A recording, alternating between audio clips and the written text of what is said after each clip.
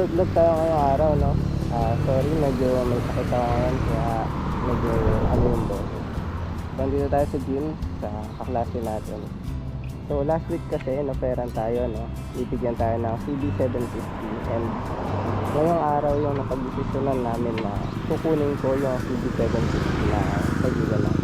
So, tignan na lang natin kung makukuha natin agad ngayon o kaya mo. Nakita ko sa inyo kung ano yung magiging resulta, kung ano yung makukuha ko. So, dito na yung tropa natin, no? Kasama natin sa ngayon.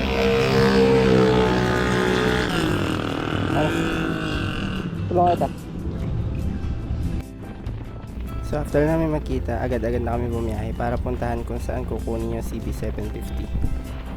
So masasabi mo sa ganitong oras na mainit pa talaga, no? Lalo at katirigan ng araw. Pero para sa akin, sakto lang yung ganito kasi hindi ako mauulanan and kitang kita ko yung view ng paligid.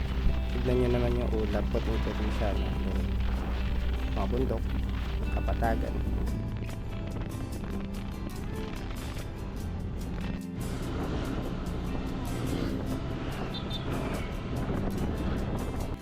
So andito tayo ngayon, no?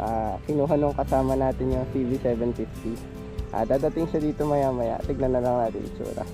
So ito na yung CB750. Kuha na natin. May ORCR na yan, ha? May ORCR na ba? Meron na. Kompleto na pala to, eh. Ayos.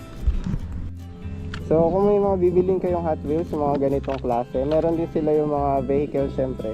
Punta lang kayo sa page ni Jim, mag-message kayo doon. May mga reservation doon and may mga rare silang nahahanap. Mag-mine na lang kayo. So sa mga na-clickbait ng video, sorry, no? Pero ganoon talaga. Kahit laruan lang yung binigay sa atin, eh, very thankful pa rin tayo. Kasi sabi nga ni Jim, malay mo pag nagtagal totoong motor na. Hanggang dito na lang. Thank you sa panonood. Pagkrabaw.